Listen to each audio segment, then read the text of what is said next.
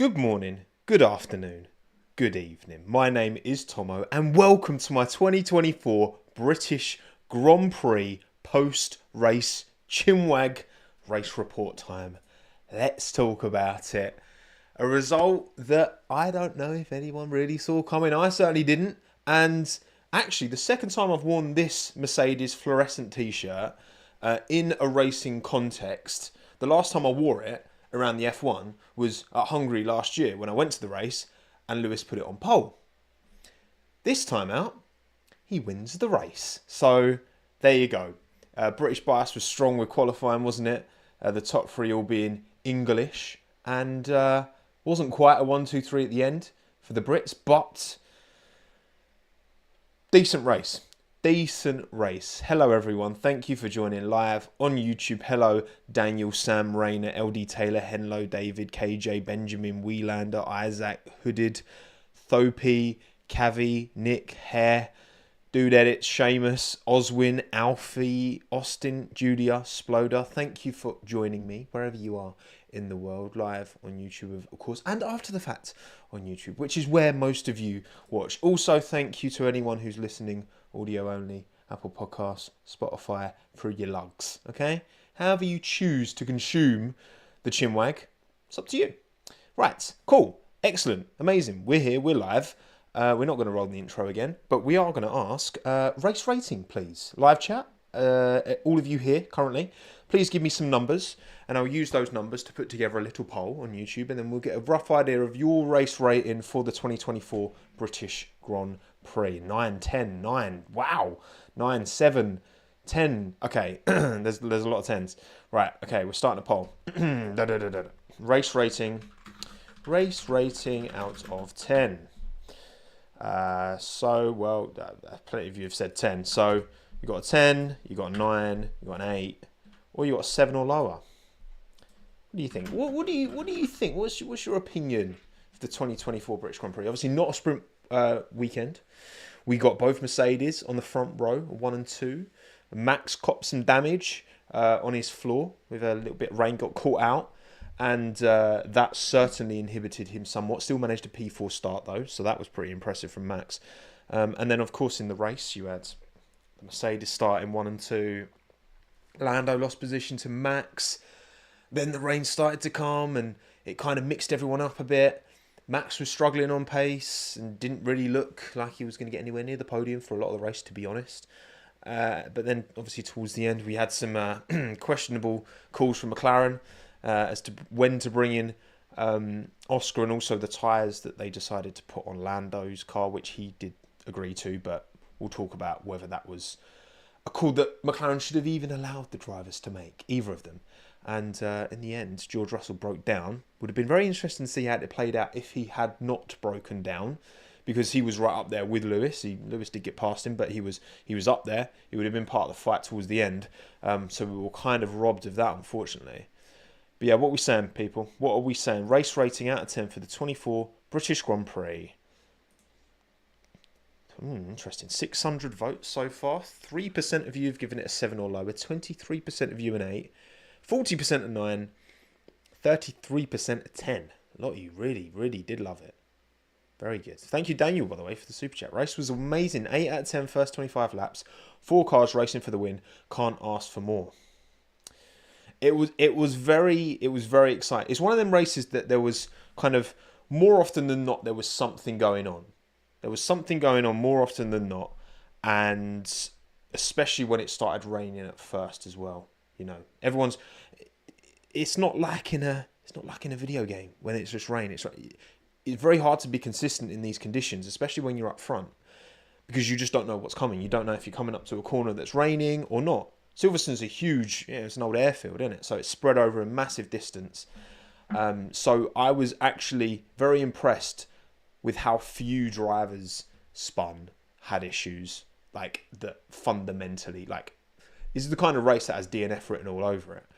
And fortunately at Silverstone, there's quite a lot of tarmac runoffs, because they were getting pretty abused from time to time. But yeah, okay, interesting. So I would say your average vote on the poll is it's more than a 9, really. It's just above a 9, I would say. Probably 9.1, I reckon you're averaging out to. 9.1, maybe 9.2. So, for me, very good. Very much enjoyed it. Well above average. Again, 5 is an average vote. I've given it an 8. Very good. I enjoyed it. Was it a 10 out of 10 race? No, not in my opinion. Of course, the story of Lewis winning at Silverstone after not winning for so long, so 900 and something days, was great. 8's a very good rating. I did consider giving it a 9. I think if there'd have been if Max had caught Lewis and there'd have been scrapping for the win, then I would have been 9, 10 at a push. I've given it an 8. It was very good. I had a good time. It was an excellent race. But a 10 is like iconic, one of the most iconic races of all time. And it wasn't a 10. A 9, I can forgive that. I can give you a 9, but for me an 8. For me an 8. So, but yeah, I had a great time. Really enjoyed it. Really enjoyed what went on. We saw multiple, that convergence. We're finally here. We're finally at that convergence point. And Mercedes finally got tickets to the party, and they've replaced Ferrari. It's mad. Can't believe, like, it's actually crazy how. Well, I think it speaks volumes for how close it is, and one upgrade, and Red Bull bought a floor upgrade, which then Max chewed off in qualifying. But it just takes that one, and all of a sudden, like, Ferrari's pace hasn't gone backwards, but it's gone backwards relative to everyone else. Like, their car's not gotten slower since the start of the year, but it's got slower relative to everyone else. But it just, 2025 next year is going to cook. It's going to be so good. Because Mercedes are already there now, finally. McLaren are there, and have been there and I'm sure Ferrari will get there by 2025, right? Iron out these issues that they're dealing with right now. But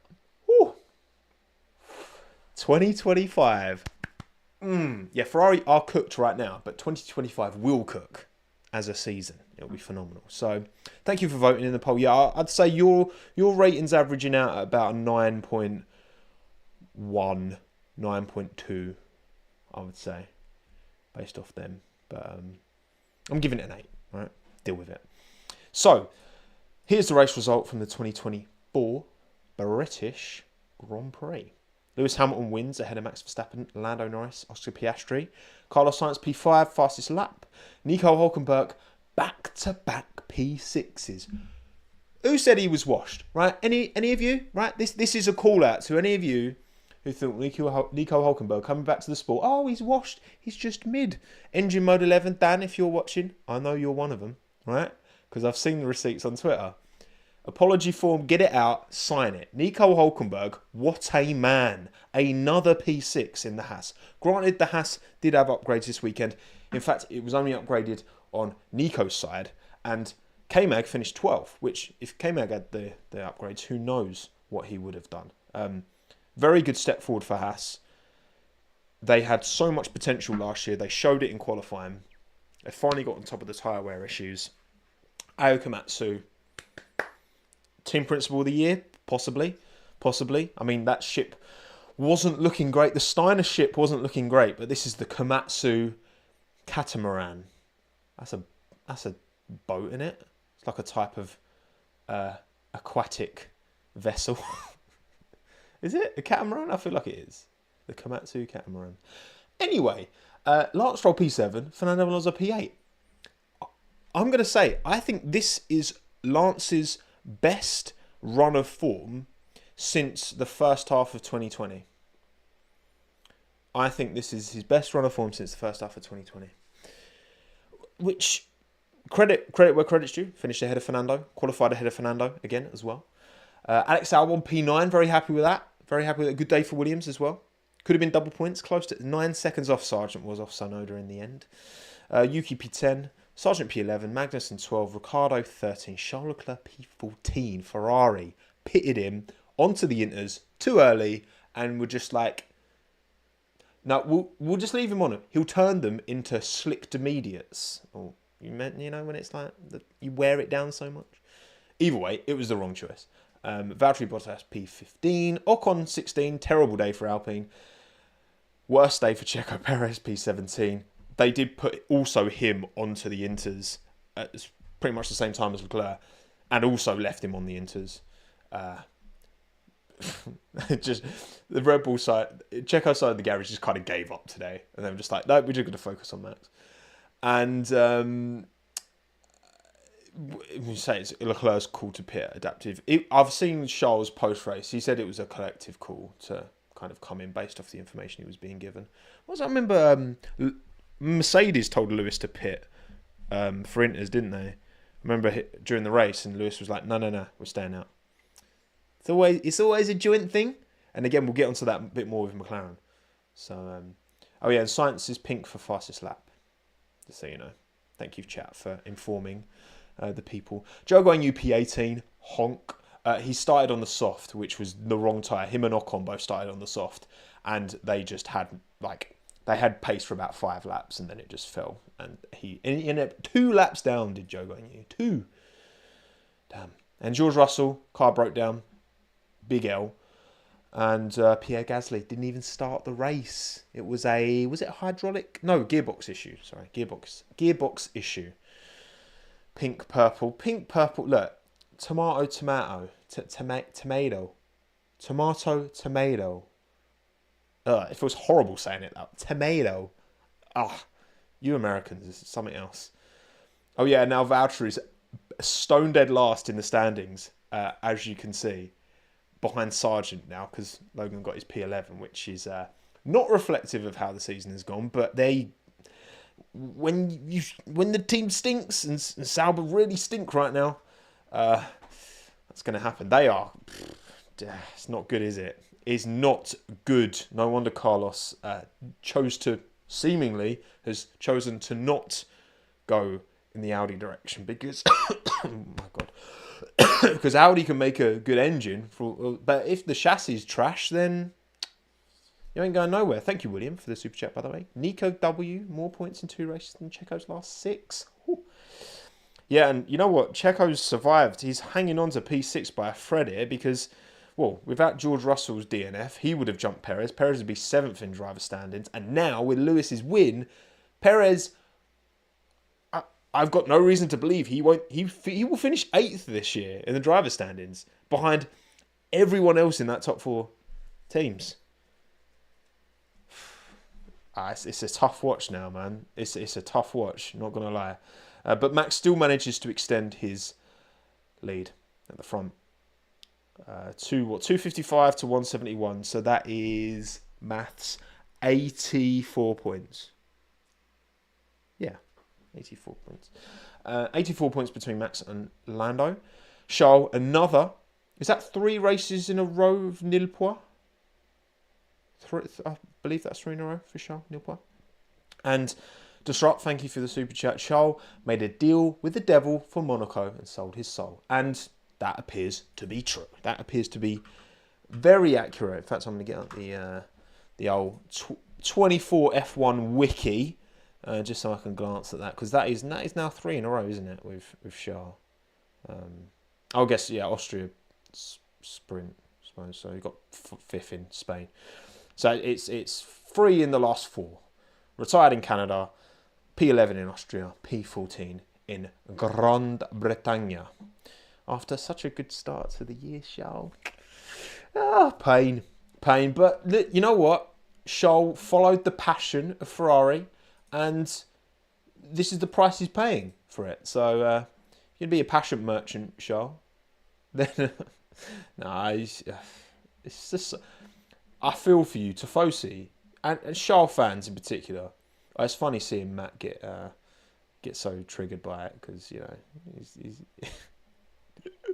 love you, bro. But I feel for you, Tifosi, because... Yeah, it feels like as soon as there's this hope and Fred's turned things around and the strategy team are doing so much better, and then back to back, and then not so bad, and then back again.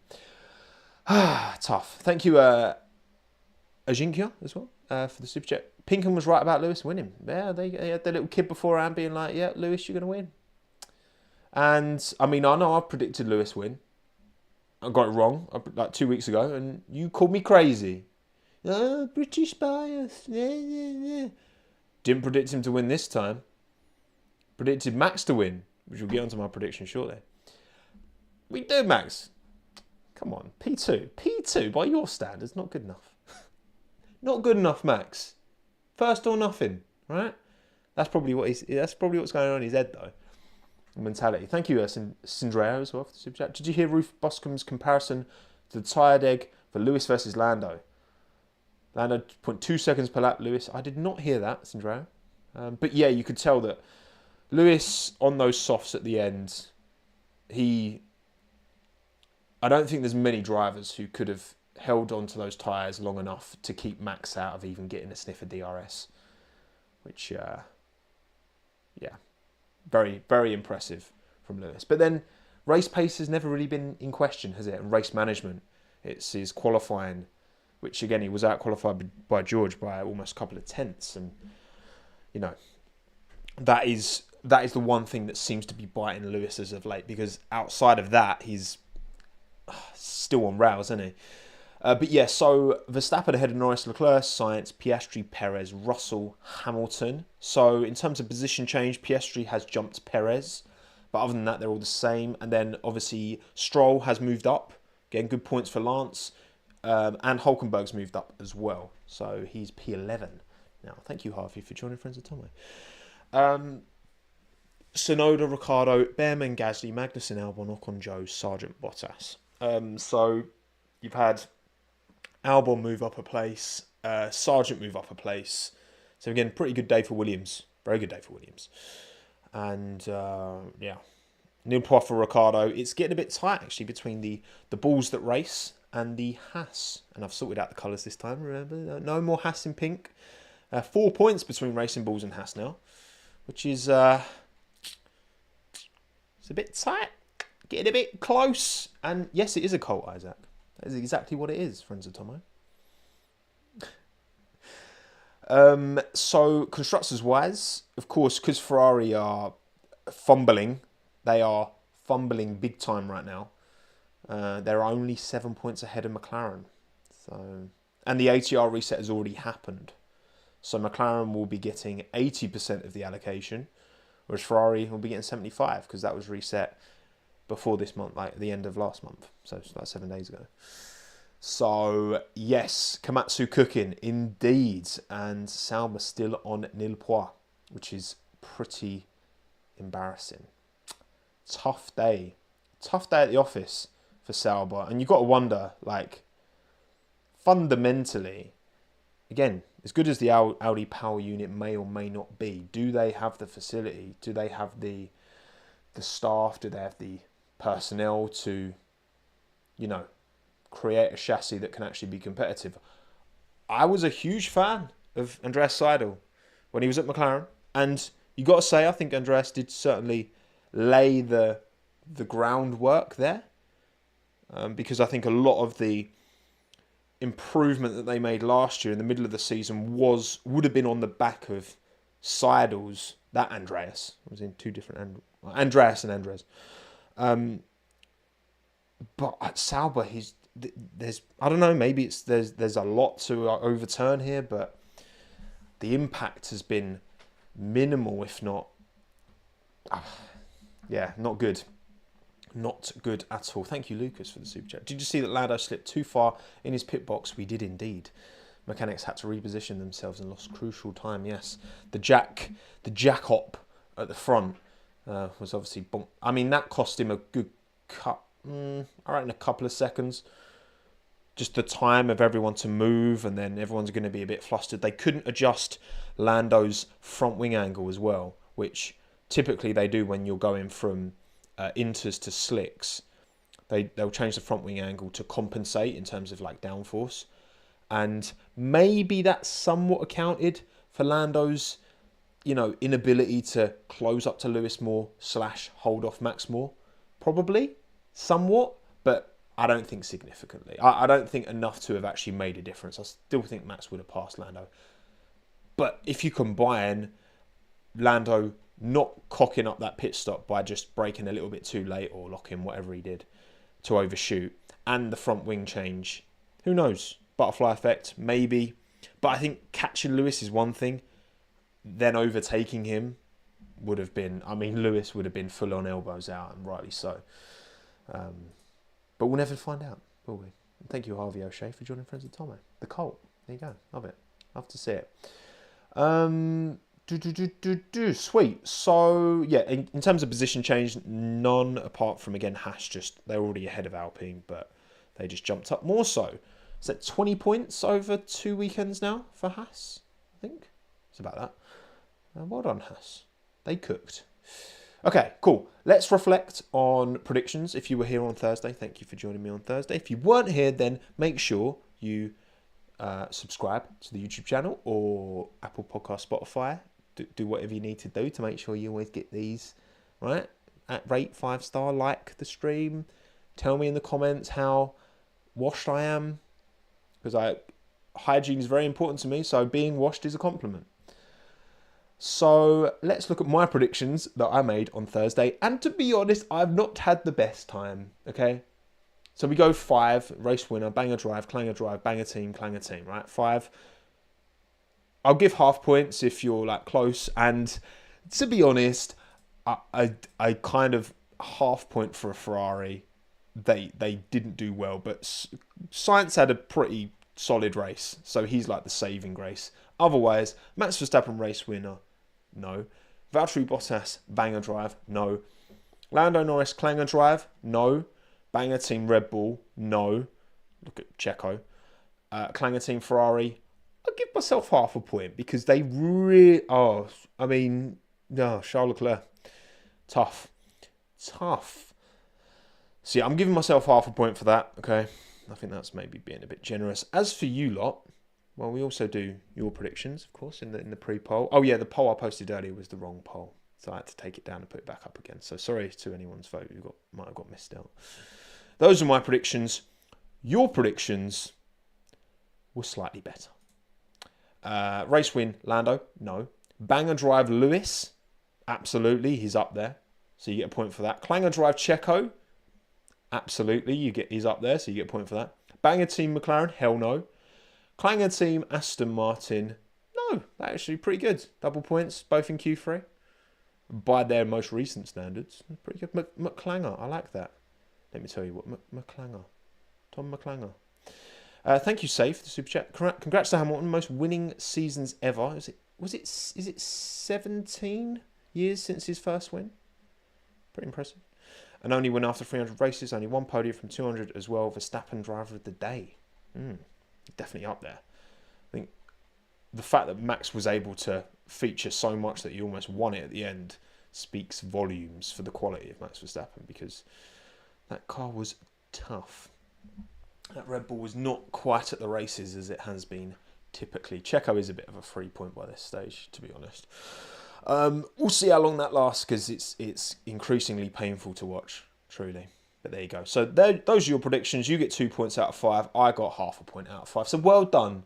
I hope you're happy. All right? I hope you go and give yourself a little pat on the back, all right? God, honestly. Did I cry watching the race? No, I didn't cry. It was very sweet when Lewis was giving his dad a hug. I did like that, and his mum as well. That was very nice. That was very... I didn't cry, but it was very, very heartwarming, because you could see how much that win meant to Lewis. For him to win at Silverstone as well, for his first win in 2.5 years, whatever it's been, that was very poignant. I like that. That was a very nice human story. But I don't know, maybe a little bit of a tear. I don't know. I didn't cry though. Just a little bit, maybe a little tear. Bono was chuffed as well. Yeah, that was very sweet. That was very sweet. Right. Anyway, so those are your predictions. Well done. You win.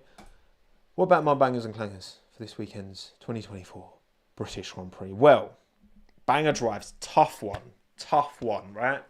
So for me, there's 4 names, really, that I was picking from. Lewis Hamilton won the race, held on to the softs at the end. It was very impressive. Got ahead of George. His car didn't break down, which, I mean, cool. Obviously qualified behind George, but what matters more is the race, right? And obviously he delivered the win. Max Verstappen, I think that stint on the hards was very impressive at the end. So obviously Oscar was on the mediums at the end, and Max only lost about half a second. I looked at the timing, like the timings, but when Lando pitted, he was the last person to pit, versus the end of the race, and Max only lost about half a second to Oscar, who was on the mediums, whereas Lando lost like 11 seconds to Oscar, and Hamilton lost like 5 to Oscar. So I think Max, you look at the struggles that Checo had, and of course I think Red Bull played their part in that, but I think this was a very, very good. And the fact that Max can keep extending his title lead, it was always going to take a lot for there to be a title battle and a lot of luck, right?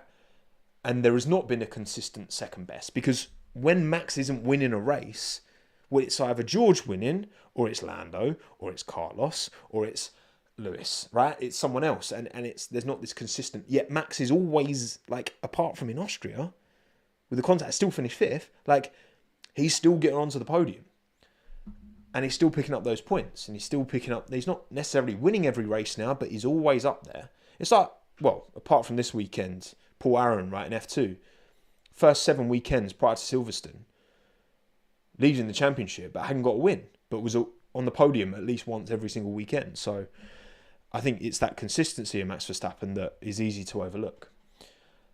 Waffled a bit there, my bad. Obviously, Oscar Piastri, I think, drove a faultless race, and I think without McLaren making the mistake of not double stacking him behind Lando, because he caught up to Lando and they didn't want to do the double stack, I think he would have won this race, actually. I think Oscar, in those conditions, looked exceptional, and I believe if McLaren had double stacked them, I think Oscar would have found a way to win that race. I do. If I had to predict, if I had to put money on it. And that instant at the end, again, he closed up to Lando. He was on the right tire. He made the right call, which again, I don't think McLaren should have given their drivers the option to make the call. I think McLaren should have made that call for them. I mean, Lando, when he came in, he was like, put slicks on. Like, I don't care, whatever. Just put some slicks on. Like, he's obviously not in the frame of mind to make a call about, we're going to put this compound on to cover Lewis and this compound on to cover Max. Like, what are you doing? And then obviously Hulkenberg, P6. I gave it him last week for P6. Another quality drive. Obviously that error at the start when he went wide and kind of went into Alonso, who then went into Albon, that could have been a lot messier. He did well to / got a bit lucky. I think you always you got to ride your luck a bit in those instances. And yeah, it's a very good drive, very impressive drive from Nico. But you know what? This is probably, honestly, it's probably not about this race in isolation, but he's getting so unlucky, and I just, like, this guy needs a break, because he's good enough to win a race.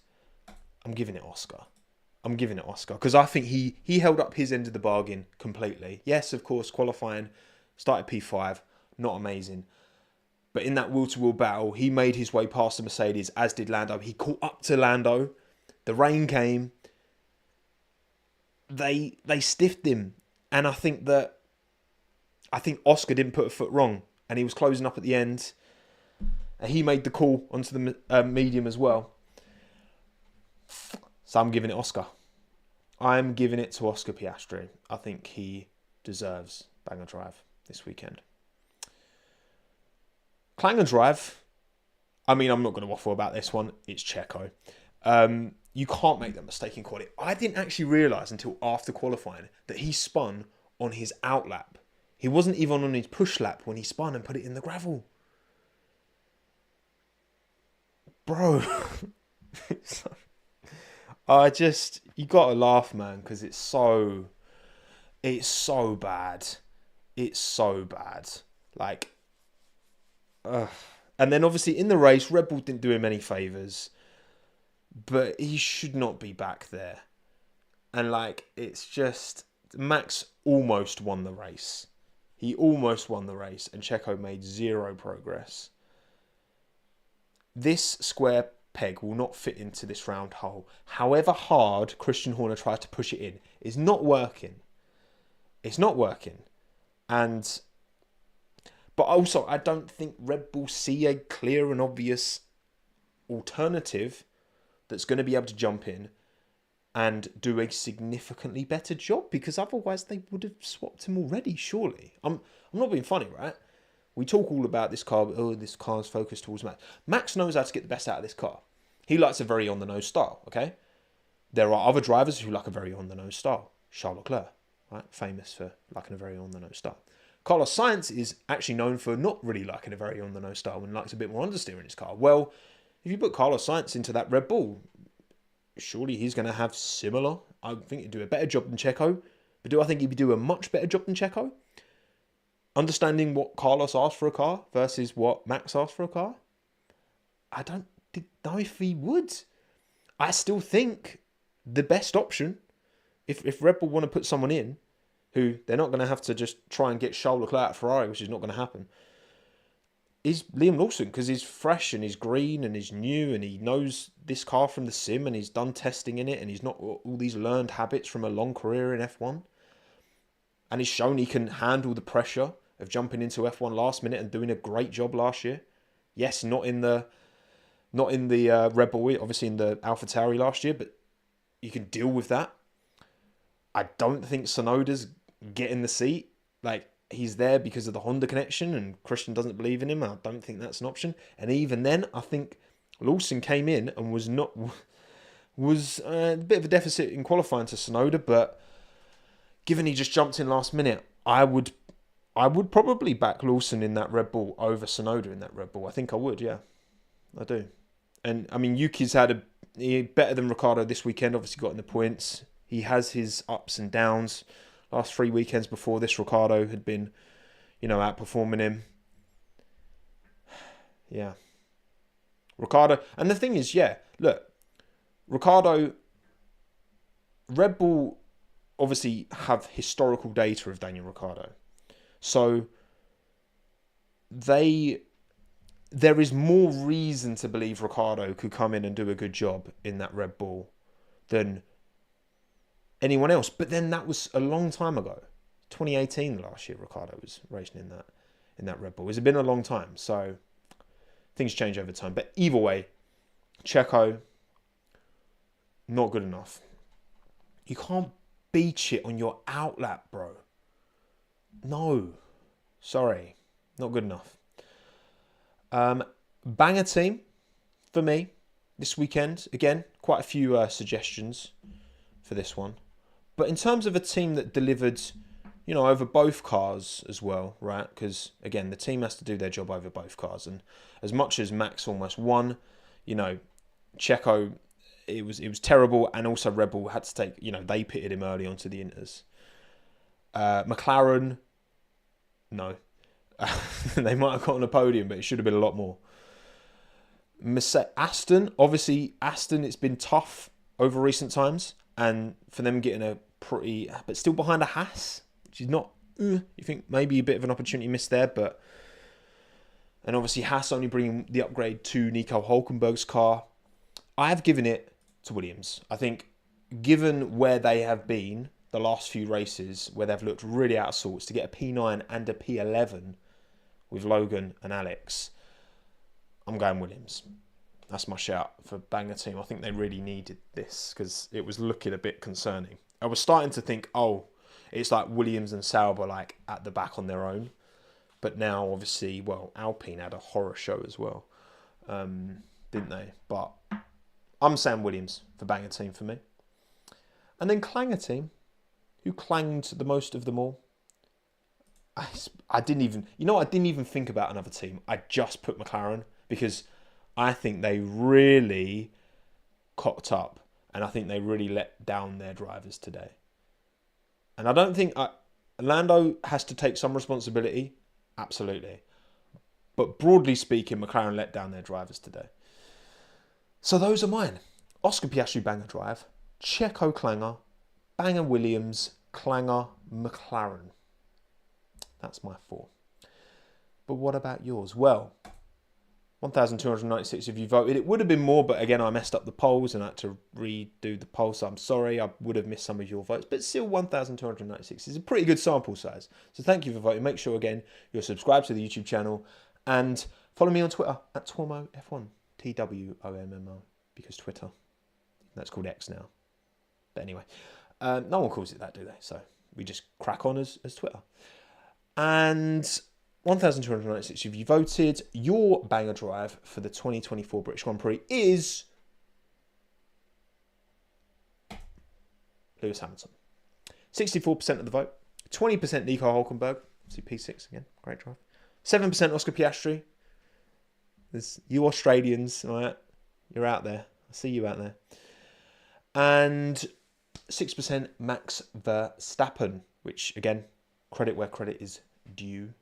Max, well deserving of his 6% of the vote. I know I said earlier that there were 4 drivers I was picking from, and I mean I know I can't prove this, but I genuinely was having that. And then obviously I do mine first, and then I look at the polls. My voice really broke there, didn't it? I do mine first, get it all done, and then so I'm not subliminally, subconsciously influenced by yours. But there we go.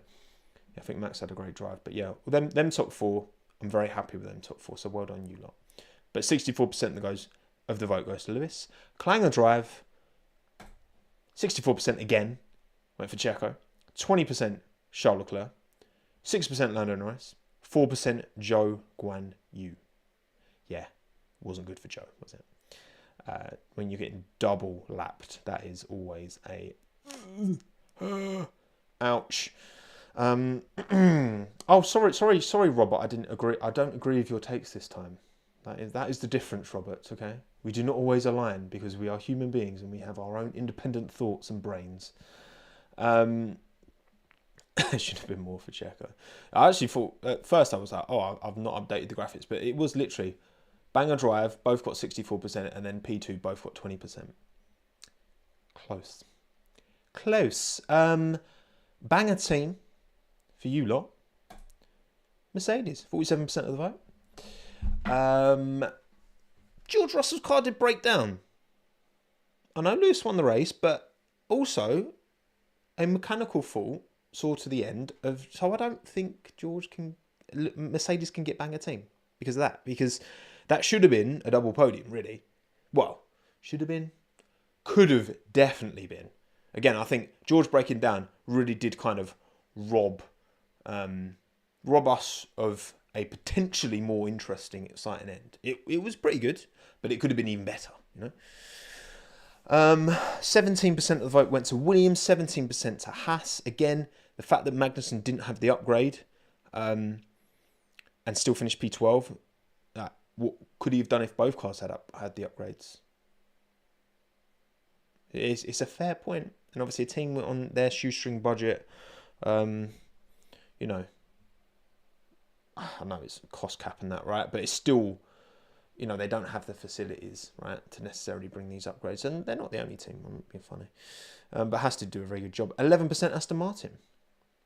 11% Aston Martin. Cody, thank you for the super chat. When do we start scrutinising 24 McLaren like we did 22 Ferrari? By this point in 22, we were tearing Ferrari to shreds over strategy. Oh, don't worry, Cody. We're getting there. We are getting there, my friend. Okay, thank you for the super chat. We are getting there, don't you worry. Okay, excellent. And then Clanger team, the clangingest of them all, from you guys. 51% of the vote goes to McLaren. 22% Alpine. I mean, if it wasn't for... Look, both McLarens, they finished P3, P4, okay? But it should have been so much more. Alpine, I mean, the car broke, and also they gave Esteban a honking strategy. So, probably, to be fair, it's probably Alpine who actually had the worst weekend objectively. But McLaren, because of what, there was literally like a win there, and like even a 1-2 probably, and not good enough. 15% Ferrari, 9% Sauber. Oh, there's been some clear clangers this weekend. There's been, some weekends there's like, oh yeah, but everyone kind of did all right, and it was just kind of this was a race where there was some absolute belters in the best and worst possible way. But there you go. Those are your bangers and clangers from the 2024 British Grand Prix, and here are mine. So you go, Checo's face getting a little bit bigger there. But yeah, we agree that McLaren stunk the place up. Cool. Okay, excellent. Let's crack on then, team by team, starting with Alpine. So Gasly had a gearbox issue, had to retire before the race even started. Ocon started on the softs, which was the wrong tyre, pitted. They did then re-pit him again off of the softs. Sorry, what am I saying? No, he was on the softs, they pitted him, and then... Wait, I'm sorry, I've really confused myself. I know that Ocon didn't just stay on the inters. That's what I'm trying to say. Leclerc and Perez just stayed on the inters, whereas Ocon actually pitted back off the inters. That's what I'm trying to say. Thank you for the super chat. I'd love to. I can't read your name, but thank you for the super chat. Can you please tell me why Leclerc was bad today?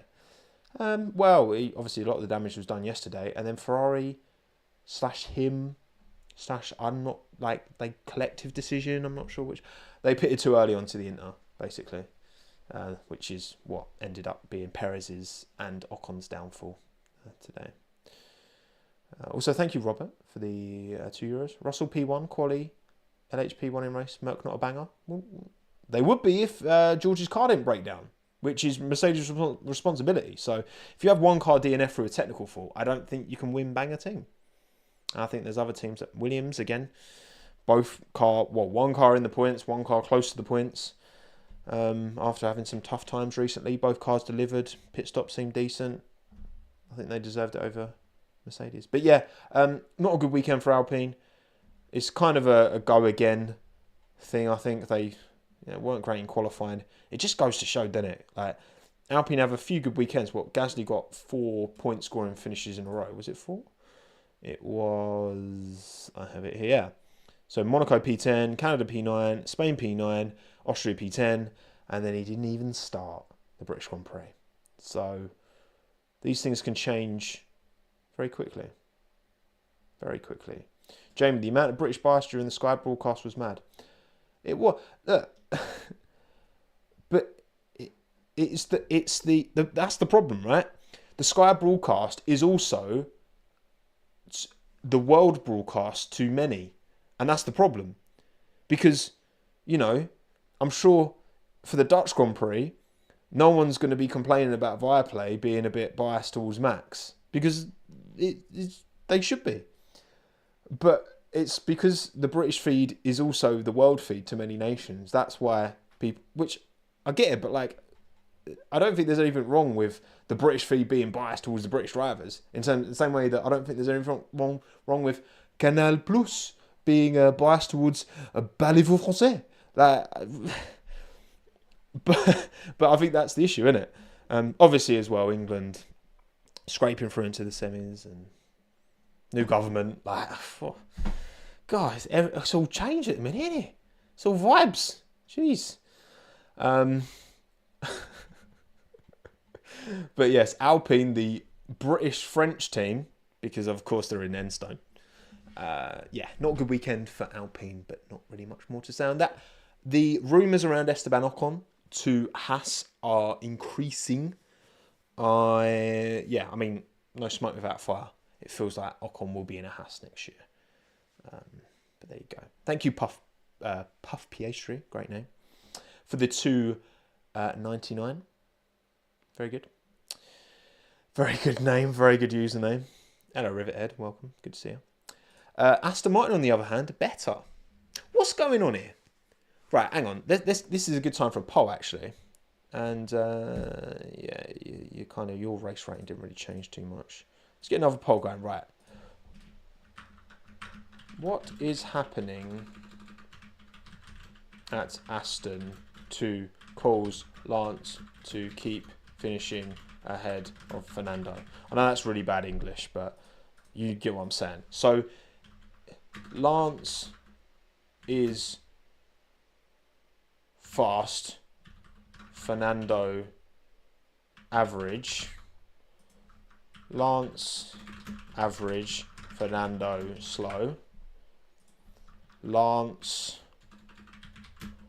fast, Fernando slow, or is Lance just getting lucky? Yeah, I guess you could say that. Yeah. I feel like those four options pretty much cover. Because, so let's have a look at the Aston Martin results, right? So, Lance there. So, yeah, so obviously Emilia-Romagna, Fernando P19, Lance P9. Monaco, Fernando P11, Lance P14, fine. Canada, Fernando P6, Lance P7, yeah, fine. Spain, Fernando P12, Lance P14. Austria, Fernando P18, Lance P13. And now, British Grand Prix, Fernando P8, Lance P7. And it's more so the qualifying, isn't it? Because that qualifying head-to-head, I don't actually know what it is. Does anyone know? But it's pretty close now. It's pretty tight. Like, for some reason, Fernando's been, especially last year, he was, for want of a better term, he was dicking on Lance, left, right and centre, right? It wasn't even close. Now the Aston Martin seems to have fallen off. It actually is quite close between them two now. Is it 7-5? That sounds about right. I know, it's a bit... Is this just Lance finding a vein of form in line with Fernando? Just, I don't know, like this... It must be difficult for Fernando. He obviously gone to Aston Martin, had this amazing start to his time there. And now they've just kind of regressed as Mercedes have gone the opposite. It's role reversal, really, isn't it? And is that curtailing his motivation? Is that... Because this is a period where if you just take this kind of last, 4 races or so in isolation, like Lance has been at least as good as Fernando, which is weird because that's not really been happening in a long time, you know. So, I don't know. What are you saying in the poll? Lance fast, Fernando average, 19%. Lance average, Fernando slow, 45%. Lance fast, Fernando slow, only 5%. And Lance just getting lucky, 32% of the vote. Yeah, I think I probably agree with the 45. I think Fernando's maybe just having a bit of time off. Got his new contract. Car's nowhere. They're just kind of on their own, aren't they? As well, that's the thing, right? If I get the constructors standings up eventually, there we go, Bosch. You can see that they're only 37 clear of Racing Bulls, and Haas have some good momentum. But I think Aston are probably the safest position of all 10 teams. That P5 feels like it's pretty a done deal, right? So maybe it's just let's just relax, everyone. Let's just have some sangria. Is that a thing in Oviedo? I love a sangria. Great drink. Either way, credit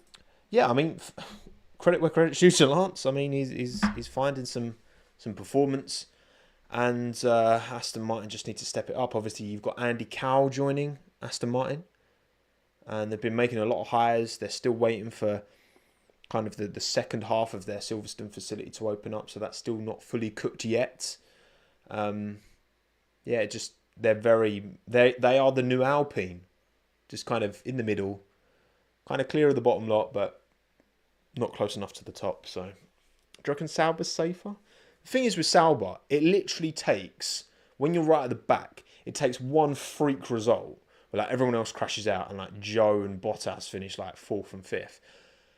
And all of a sudden your whole season changes. Whereas I think Aston Martin are probably pretty set. Oh look, Hannah Wife is here. She's not changed her name on YouTube. She's not changed her name on her passport either. So much for getting married, eh? There you go. Hello, wife. Lance nepotism keeps him in his seat. Look, I don't disagree. But also, like, Stroll, he's not a Latifi. He's not. Does he deserve to be there? Of course he doesn't. Does he deserve the opportunities he's got and the amount of years he's got in F1? Of course he doesn't. But he, just as driver A, just driver without the name, like, he has eventually, like, got to a point where he can actually hold his own somewhat. And, oh yeah, if the audio's out of sync, I don't know. There's literally nothing I can do. So we're just going to have to ignore the sync. Sinks are great, right? Especially like ones made of porcelain, nice porcelain sink. Maybe like we were watching a Scotland's Home of the Year. That's a terrible Scottish accent. And that someone had a copper sink, which actually looks sick. Either way, we move. Aston Martin, well done.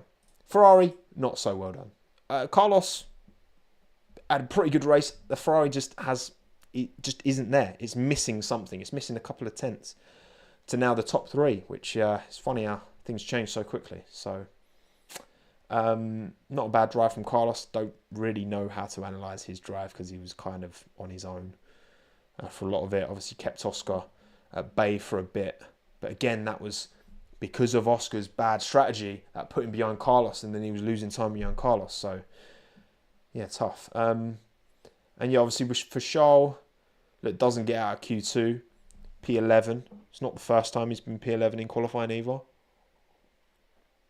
So, yeah, Charles was very disgruntled, very disappointed, and I mean the pain again.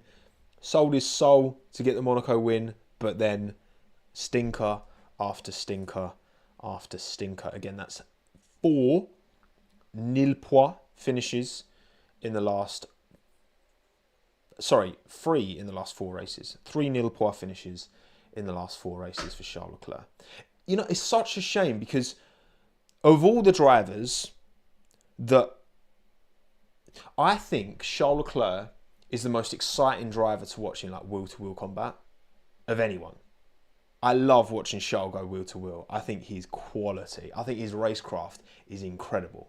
I put, for my video when I was doing like, you know, best assets from each driver to create your dream driver, I picked Charles Leclerc for racecraft. And for this Ferrari to not be at the races and Charles Leclerc just to be sat there just being like, I'm just P11, it's so annoying because I want to see him scrapping with George. That's what I want to see. I want to see him scrapping with George. Obviously, I want to see him scrapping with Max, and we know them two go wheel to wheel. Love it. Ow! I literally punched my wedding ring. That really hurt. And I reckon Charles Leclerc would outrace Lando as well. I do. I think Charles is an exceptional wheel-to-wheel racer, and yeah, I think unfortunately Ferrari are having a bit of a dip here. So, Han's going to bring Minton before the end. There we go. That's a reason to stick around. If you don't want to, you might not want to listen to my waffle, but you will see a sausage dog if you stay. All right. Thank you, wife. Yeah, not good. Ferrari, sort it out, Fred. Come on. It was good, and then a little bit of a lull, and you just need to find it again. All right, come on, do it. Haas, Ao Komatsu, legend. Nico Hulkenberg. How does he feel about going Sauber now? Obviously, look, that is a deal that Nico Hulkenberg, you know, a German driving for Audi's first ever entrant into Formula One. That's a huge deal. I do wonder, any Germans in chat?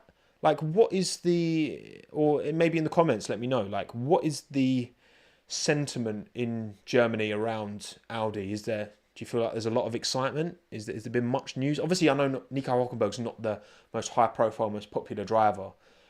And I guess Vettel took a lot of that attention away for Nico for years. But, like, are people really on board? Because it must be quite hard to get excited about it when the team stink. Like the team, that Sauber, the team that they're taking over, it's still the same team. They're bringing their own engine, Audi, sure, but like the chassis department and all that is fundamentally going to be the same until they. Yeah, and obviously no German GP as well. Yeah, I think it is like with Audi coming in and also there not being a German Grand Prix on the calendar. That's tough. For me, it's Hockenheim. I'd love to have Hockenheim. I know Nürburgring's cool, but Hockenheim for me is the one. I love that. I love that track. And yeah, I think that he must be thinking, oh, what am I walking away from here? No, I mean, look, that's short-term thinking. At the end of the day, like Audi is a huge project for Nico, so fair enough. Obviously, Ollie now confirmed at Haas for next year, which is obviously great for him. Very excited for him. And Ocon is looking like going to be alongside. And yeah, look, they're moving in a good direction. I think Komatsu is come in and steadied the ship somewhat. And actually, you know, I think when Gunter was whicked out, there was a lot of criticism of Gene. And I think Gene, you know, it would be nice to see him invest in this team a bit more. But did Gene get rid of Gunter and put Komatsu in because Gene believed this team was capable of doing more with the resources he was always putting into it? And has he been proven correct? You could say so. You could definitely say so. Because they're clear of Sauber, this Audi money. They're clear of Williams, who've got the De Rilton money. And they're fighting up there with Racing Bulls now. And pretty close to Aston Martin. Especially when they get the upgrade on the other car as well from Hungary next week. So, yeah, I think fair play. But I think, you know, Komatsu has to take a lot of credit for, you know, because this team's not going to change overnight, right? But, and I'm sure Gunter laid a lot of the groundwork, but Komatsu has just made that team feel a bit more serious, to be honest, in my opinion. So, yeah, there you go. Haas, well done. Smashed it. Very good. On to next weekend. Give K-Mag the upgrades and hopefully he'll cook. But it does feel like K-Mag's time in Formula 1 is coming to an end. To be replaced by Esteban Ocon, sounds like. Haas best of the rest before GTA 6. Love it. Love it. I'm going to have to find a way to make a F1 video when GTA 6 drops. That's like related somehow. Any suggestions, let me know. Because I'm not uploading for like weeks. I don't think you'd watch me for weeks because everyone's just going to be playing that game. So. McLaren. Oh, okay. Okay, we're 59 minutes in. We'll probably be still talking about McLaren in an hour, 59 minutes. Okay, here we go. So, McLaren started off, obviously qualifying. I think Lando and Oscar both left a bit on the table. And I think they both were like, yep, right, hands up, we could. And I think Lando had pole in his grips, but he messed it up. He wasn't able to convert. And yeah, it's still starting P3 at Silverstone's not a bad place to start. Not a bad place to start at all. And then, obviously, race begins. Lando, he's a bit optimistic, isn't he? Trying to make that move around the outside of Lewis. There wasn't really, like, he barely even got a nose alongside Lewis. A nose alongside Lewis. I can't speak. Which is a problem when you're doing this, live streaming to 1,924 people. But there you go. And then Max mugged him around the outside. Great move from Max. Like, he positioned that perfectly. And Lando, yeah, he kind of got caught with his pants down a bit there. So Max got ahead. And then obviously, as the stint played out and the rain came down, Lando was able, obviously, got his way past Max before that with DRS. Oscar followed him through as well on Max. Rain started coming. Lando looking good. Got ahead of both Mercedes. Oscar also followed him through. Got ahead of both Mercedes. And things were looking pretty decent, weren't they? Very decent. And then, yeah, the pits. So, obviously, you can understand McLaren's reluctance to double stack. Okay, you lose. What would you say? Say an average pit stop time now. Average is probably like just under 3 seconds, probably that average. And Oscar was running within like half a second of Lando, but obviously DRS had been switched off by this point, so he wasn't able to get kind of a clear and decisive move done. So Lando did have preference in terms of coming in first, and I think that's fair. But McLaren's decision not to double stack, I mean, look, again, it's easy in hindsight to say, and obviously Andreas Stella post race has said, that was a mistake to not double stack, because Oscar lost. Let's say Oscar loses what? Say they do a sub 3 second pit stop. Say he loses, and I'm talking time loss for Oscar by double stacking. Let's say like 3 seconds. Let's say like 3 seconds. Let's say 5 seconds. Let's be like generous here. Okay. Thank you, Daniel, for super chat. McLaren screw up each driver at least once. This is what we're going to talk about, right? So let's say he loses 5. He lost like a whole pit stop by staying out that extra lap. Lando was catching in ham over. Lando pretty much caught Oscar when Oscar came into the pits. So massive fumble from McLaren. I just feel like in that instance, with the data that McLaren have and must have, and the rain radars and all that stuff, right? The cells of rain that they can see, right? I keep using the word cell. The decision to not double stack Oscar obviously was the wrong one, but also I can't see how they didn't see that it was also the wrong one. Like, yeah, I know it. That was such a weird decision, and it almost felt like just a decision out of principle. Like, we just don't want to double stack, so we'll leave Oscar out of lap. Like, and also, I don't know, maybe this is just my cynical mind, somewhat, right? Because I'm capable of cynicism sometimes. Do I think if Oscar was ahead, they would have left Lando out another lap? I feel like they were prepared to take that risk with Oscar because of where he is in the championship. I think if it was the other way round, I don't think they would have taken that risk. I still think they would have boxed Oscar first, but I think they would have also brought Lando in. And I think because of where Oscar is in the championship, and it's not his home race.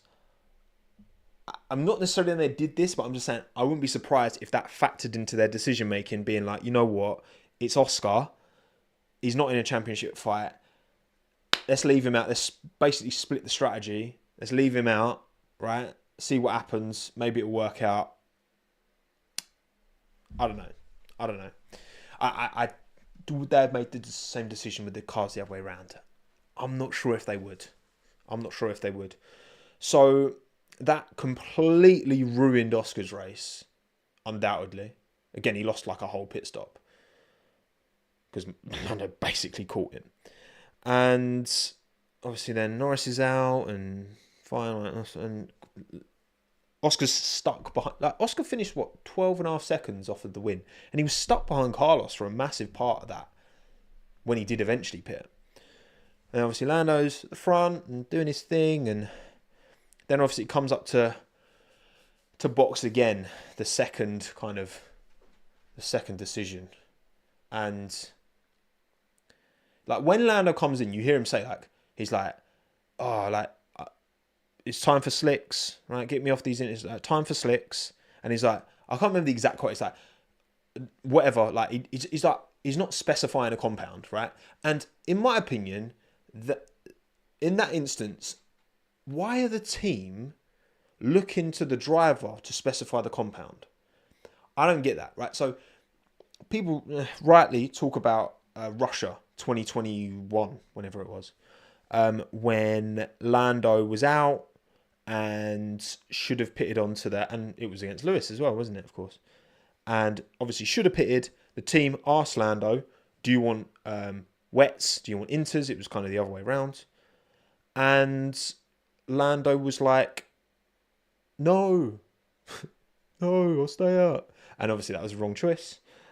And you know what? In that instance, right, I still think McLaren, when you look at Russia, right, 21, I think given the data and the information that McLaren had about the rain, they should have been more assertive with Lando. I do think, and you know, they say this on the broadcast, right? The driver is the one who's feeling the whether it's too wet or too dry or whatever, okay? And so I can understand leaning on Lando, but I don't think, given Lando's radio and the pressure he was under and the context of that situation, I think Lando needed McLaren to step up, look at what they had, the information, and not ask their driver and just tell him, Lando, you're boxing, which is exactly what Mercedes did for Lewis. And it is exactly what Red Bull would do for Max. They'd ask for his opinion, and they do. But GP will lay down the law with Max and be like, no, you're boxing. You box, right? Box. There is a time that, and I think McLaren let down Lando back then. Lando wasn't in the, like, to make that call, he clearly wasn't in the frame of mind. And also, he just didn't, it's such a big track, Sochi, that he didn't know what the weather, the fact that it was raining, like, lashing down on the other side of the track, which is where he spun. This time out, obviously, McLaren said to both drivers, Oscar and Lando, kind of what compound do you want? And we heard Oscar on the radio saying, medium, it's medium, give me medium. And then with, there you go, switch, you've got the exact quote. McLaren, so we need to box now, softs are better now, I need slick tight. Wait, yeah, no, sorry, that's the quote from, switch, you've put the quote from Lando. Yeah, so Lando says, we need to box now, softs are better now, I need slick tyres. Because he said he kind of corrects himself, Lando, as he's coming in. He says softs, and he's like, I just need slick tyres. And then McLaren are like, okay, medium to cover Max, soft to cover Lewis, blah, blah, blah. And yeah, Halita, exactly that. I think the communication was very poor. And I also think, yeah, like, why? The driver is one part of this team with like 1,000 members of staff.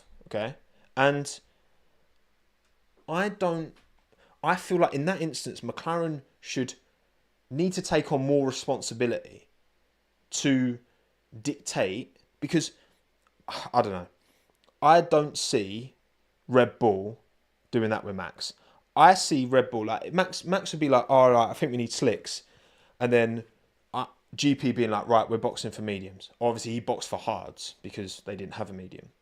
And McLaren had a medium tyre, which obviously was an advantage in that moment. And yeah, I think that Lando made the wrong call. Well, so my understanding, and correct me, because what I've read is that Lando made the call for softs, but I could be wrong there. Either way, he ended up on the soft compound. So it was either Lando saying, give me softs, or it was McLaren being like, right, we're going to give you softs. Yeah, and I'm still talking. Burkosaurus, you're right. I told you I'd be talking about McLaren for a while. Either way. Oh. Now, would Lando have caught Lewis on the mediums? So again, I had a look at the timing. So Oscar on the C2 mediums caught Lando on the C3 softs when Lando pitted on lap 40 by 11 seconds. He closed that gap to 11 seconds, Piastri to Norris. It was about 5 seconds by the end of it. It was like 16 beforehand. Verstappen, he only closed the gap by half a second. So the medium and the hard were probably quite comparable, because it wasn't like the Red Bull was definitely not the quickest car this weekend. I think that was pretty clear and obvious. But then Oscar's C2 closed Lewis's C3 by 5 seconds. But Lewis clearly did a much better job of holding on to those softs than Lando did. So do I think Lando... The problem is as well, Lando did mess up his pit stop. So I think if Lando doesn't overshoot and gets the medium on his car, Do I think he wins this race? Probably, yes. I think he gets within Lewis's DRS, and I think he makes the overtake, because obviously they fluctuated with DRS on and off throughout the race. And I think Lando probably does, without the overshoot, with the right tyres, and also without the overshoot, they get the front wing adjustment on, which they couldn't because he overshot. With those three things, I think Lando still wins the race. They didn't happen. And obviously McLaren have to take responsibility for some. Lando obviously has to take responsibility for the overshoot and possibly making the call to come in for softs. And yeah, it's the one that got away for McLaren. And it's not the first race that's got away as well. You look at the last, obviously Miami, Lando won. Emilia-Romagna was close. Obviously Monaco, Ferrari won. Canada, Max won. Spain, Max won. And it's like... But this is what, still, for sure, for me, Max is still he's the best driver. He is, right? And I'm not one of these, some Max fans who are like, oh my God, he's 20 times better than the next best person. Max is an incredible driver. There's so many, Lewis is still, he showed it today, he's still class. Charles is class, even though he's not been able to show it last few races. We've got some incredible drivers in F1 right now, but Max is still cut above, and I think it's showing that winning all the time and always being up there, like Max has done, like Red Bull have done for so long, is not easy, and it's not as easy as I think Red Bull have made it look. Red Bull have made this sport look boring for the last year and a half, and getting up front and winning consistently and always bringing back them points it's not easy. One little lock up, one little overshoot, one little poor strategy choice, and you're up the Swanee. So yeah, not good, McLaren, not good enough. They know it. Zach Brown's talked about it afterwards that it's not good enough, as Andrea Stella, and we have a sausage. We will move on from McLaren, but I'm sure some of you want to see Minton. And here he is. Do do do do do do do do do do do. Here he is. The boy is back. How we doing, buddy? You good?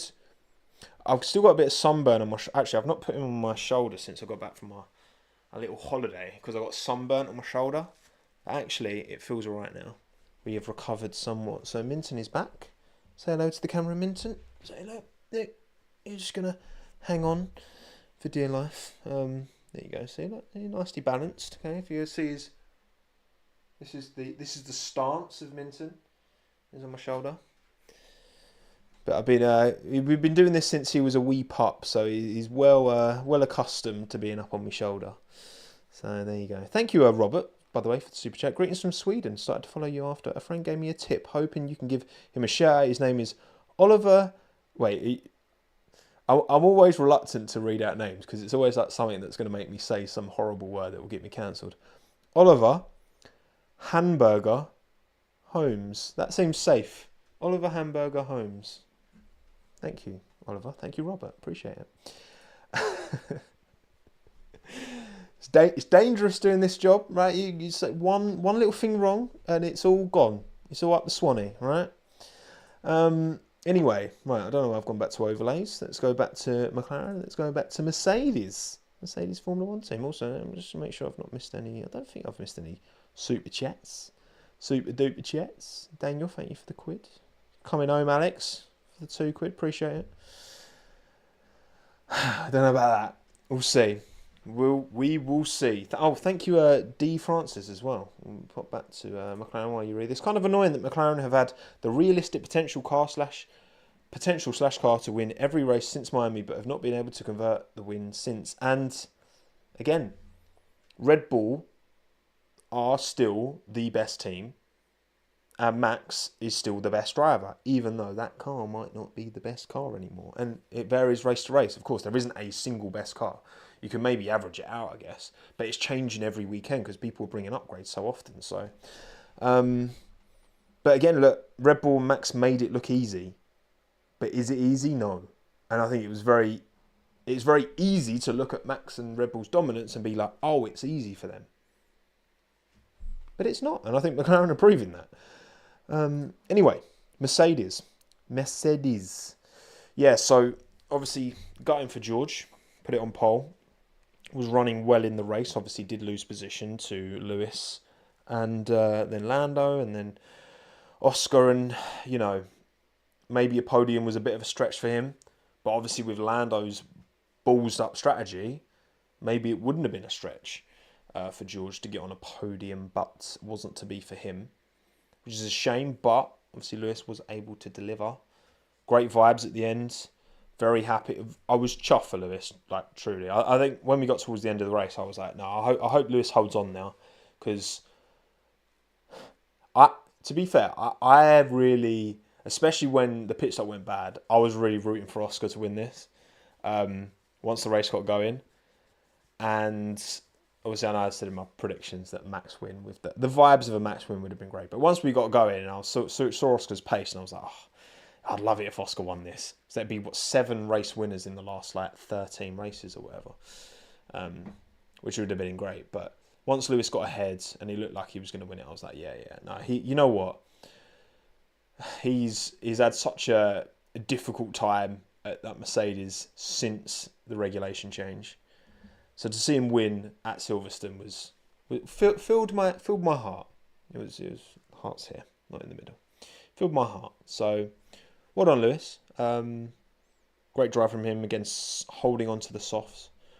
And yeah, it's interesting that it's a shame again Ferrari aren't up there. It's like they've replaced Ferrari. I'd rather them just be alongside Ferrari, but it bodes well for George for next year, definitely. Obviously, Lewis going to Ferrari next year. These things change very quickly. Okay, Monaco was like, how many races ago was Monaco? 1, 2, 3, 4, 5 races ago was Monaco.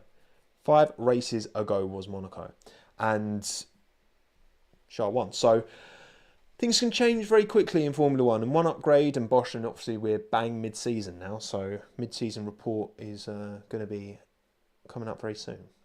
But yeah, well done Lewis, well done Mercedes, you finally got your act together. I didn't think they would, to be honest. I didn't think they'd get their act together, not to this extent this season, so got to give credit where it is due. Maybe, does that align with James Allison coming back into the fold in the F1 team? Maybe he shouldn't have been let to go work on bloody boats, Toto. What are you playing at? But there you go. And obviously, yeah, next race, Hungary. Lewis loves it round there. I was at Hungary last year wearing this T-shirt when Lewis put it on pole. So maybe that was some good vibes, some good juju from me. So we'll see. Yes, 9 times at the same race is mad. Madness. Racing Bulls. Yeah, I mean, Yuki got a point. Daniel was out of the points in P13. I mean, it's another kind of slight little bump for Daniel's Red Bull ambitions, isn't it? Because Checo is leaving that door. He's just make sure Hannah's not getting changed the other side of the door or anything.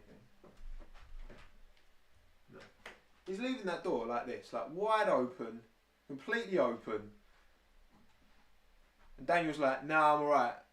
Yeah, I'm alright. Like, keep it closed, mate. I'll just stay in the racing balls." Wide open. And he's not taking the opportunity, and Yuki out qualified him and finished ahead of him in the race. And look, obviously Lawson's doing some testing, isn't he? He's doing the RB20. He's going to be doing I think he's doing a tyre test for Racing Bulls, and he's doing a filming day in the RB20. So I don't know. What I do know is that Haas are catching Racing Bulls, which is not a good look, because they have plenty of money and Haas do not. But it just goes to show you can have all the money you like, but you need the right personnel making the right decisions within the right team. So, yeah. But, you know, I would There's many permutations. I think Lawson in the Red Bull would do a better job than Perez, and I think I think he would swim. I do. I think Liam would swim. But again, this Red Bull just aren't prepared for the future. They just don't have a clear and obvious. Like, Piastri's jumped into a McLaren and is pretty quickly, fairly quickly, within like a season, got pretty close to Lando. Sainz jumped into a Ferrari and got pretty quickly, pretty close to Charles Leclerc, outscored him in the first season. George Russell got into a Mercedes and pretty close to Lewis straight out the bat. You know? Why can't Red Bull seem to do that? It's because Max is great. That's part of it. He's the best driver in F1. That is part of the issue. But I don't think that... I think that's a smaller part. Say that the issue is Max being so good is like 1/3 of the problem. And the other 2/3 is just Red Bull just... I don't know. Hard to say. Anyway, Racing Bulls getting caught. Red Bull not getting caught because Max is the best and still extends his championship lead. Constructors, obviously, Checo wasn't helping out this weekend again. And do I actually think Red Bull will be caught in the Constructors? You know what? What will save Red Bull is the others tripping up over each other. And that's the only thing that saves Red Bull in the Constructors, because I just don't see... Do I see any kind of momentum now that Checo finds a way to qualify 5th, 4th, 3rd, even just there, when you've got both Mercedes now quick, you've got both McLarens quick, you've got both Ferraris still quicker than Checo? I don't know. Yeah, it's tough. There's definitely some clauses. I've seen a lot of posts about what those clauses are. I don't think we actually know. I don't take many of those like pages, like the sources don't seem too legit. But yeah, I think Checo needs to turn it around, otherwise he's going to be out of a seat. I think honestly, I think if Checo was actually a realistic option on the 25 driver market, I think a team like Williams, I mean, I'd look at him if I was James Vowles, all that money, and actually I think in a different environment, I think Perez would give a much better account of himself. Maybe even Haas instead of Ocon. But I think that's going to be too late. I think Checo's kind of, he's got this contract extension, but again, they're just pieces of paper that have these clauses in that means basically if any party wants to get out at any time, they can probably find a way to do it. So, yes, who knows? We'll see about Checo. I just hope he's not feeling too... like on a human level, it can't be fun for him. But unfortunately, like, that is the place he finds himself in, and kind of he wants to be at that team. He's I don't know if he's just had this kind of delusion that it's going to get better and he's going to find an improvement, because I don't think there's been any sign at any point to really showcase that. Because as soon as the other teams caught up, like even at the start of the year, he was still well behind Max. So, yeah, I don't know. Anyway, Sauber. Do we have to talk about Sauber? It's my live stream. So no, I'm not going to talk. I've got nothing to say about Sauber once again. Joe, wrong tyre at the start, pitted him about 14 times, nowhere, got lapped twice. Bottas was within a second of Leclerc, which I think says more about Leclerc's race than it does Valtteri's. And then finally Williams. Well done, Williams. W. Alex P9, Logan P11. We know Logan's not going to be around for much longer. I'm sure that his move to IndyCar, which has been pretty legitimately sourced and rumoured, that he'll be going to Prema, because they've got an IndyCar team from next year, and Logan is ex-Prema. So good to see from Logan. Seems like a nice lad, and it's a shame it's not worked out for him, but it hasn't worked out for him, and Williams do have much better options. We know Bottas is an option. Very realistic one. Science is, of course, an option. Maybe I think Lawson should be an option for Williams. I mean, Franco Colapinto was doing FP1, and he had a pretty good F2 race. Time will tell on that one. And obviously he's Argentinian, so that bring a lot of support because, as we know from Canapino in IndyCar, the Argentinians are very, very passionate motorsport fans. Some of them overstep the line. Teo Porcher and Roman Grosjean, not Roman Grosjean. Who was the other driver who was getting loads of... Cannamila, that was it. But I hope that it'd be good to see an Argentinian represented on the grid. Have we seen an Argentinian in F1 since Fangio? I'm sure we have. I'm sure we have. Just holes in my knowledge. But there we go. Right, sweet. That's us done. Thank you all for joining in. Last thing to talk about, I guess, is the F1 movie, right? Which is called F1. Really, I'm sure the brand of Formula One loved that. Very inventive. We saw the little movie. The first line is a bit weird, isn't it? In the thing where Brad Pitt's talking to someone and he's like, "Oh, we're not good enough in the straights, so we need more speed in the corners." And then she's like, "But how do we make that safe?" What? So, what, adding downforce is making the car less safe? Like, I would have understood it more just from that. If it is like, "No, we need more straight line speed," and then like take wing off, right? And basically like just run like no drag. And then I'd understand, right, okay, you're going quicker but also have less grip. That could be unsafe. But it's like they said the opposite. I'm going to put him down. Right. Say bye to everyone, Minton. Bye-bye. The dialogue from that first little bit is concerningly cringe. But the visuals look sick. And obviously they've recorded like 4K super crazy IMAX cameras on the cars. That looks so cool. Like, this is one you're definitely going to want to go to, actually, a cinema, go to the movies and actually watch it on the big screen with the surround sound and all that. So, yeah. I'm concerned about the cringe in the dialogue, but we'll see. I'm going to give it a chance. Definitely going to go to cinema and watch it. And, hopefully it'll be good. Anyway, lovely. Thank you all for coming. Appreciate you all taking the time. Don't forget again to like the stream if you haven't already. Rate 5 stars, Apple Podcast, Spotify, all that. Leave your comments, thoughts and feelings down below. I will get back to you. And, yeah, this week I'm going to do my mid-season report. I feel like there's a few talking points from this weekend that I maybe want to do a whole video on. But yeah, we'll see. I've not got an exact plan for what videos I'm going to do this week or next, because we've got a little week off now, haven't we? But it is the mid-season, so mid-season report will definitely be coming probably later this week. So thank you all for taking the time. Appreciate you all. Thank you, Shalene, Jamie, Olivine, Avkid, FH4 Player, Oliver, Adaptive, Dude Edits, EDT, Helita, Hot Haze, Dan Mass, Luca, Priest, Pit Lane, Rayner, Drizzy, Jack, Philip, Liam, Sense, Caroline, Burkosaurus, David, IBK,